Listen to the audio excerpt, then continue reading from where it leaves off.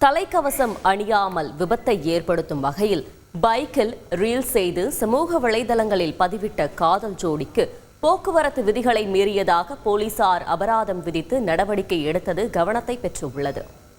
சமூக வலைதளங்களில் கெத்து காட்டவும் ஃபாலோயர்ஸ்களை அதிகரிக்கவும் பல்வேறு ஆபத்தான முயற்சிகளை செய்யும் 2K கிட்ஸ்களின் அட்டகாசம் அதிகரிப்பதும் அவர்களின் அர்த்தமற்ற செயல்களுக்கு போலீசார் நடவடிக்கை எடுப்பதும் தற்போது வாடிக்கையாகிவிட்டது. அந்த வகையில் தற்போது காதல் ஜோடி ஒன்று போக்குவரத்து விதிகளை பின்பற்றாமல் பைக்கில் ரீல் செய்தது சமூக வலைதளங்களில் வைரலாகி அவர்களுக்கே சிக்கலை ஏற்படுத்தியுள்ளது. திருப்பூர் சேலம் தேசிய நெடுஞ்சாலையில் தலைக்கவசம் அணியாமல் காதலனை பைக் டேங்கரில் அமர வைத்து ஒற்றை கையில் ஸ்டைலாக பைக் ஓட்டும் இந்த பெண்ணின் வீடியோதான் சர்ச்சையை ஏற்படுத்தியுள்ளது.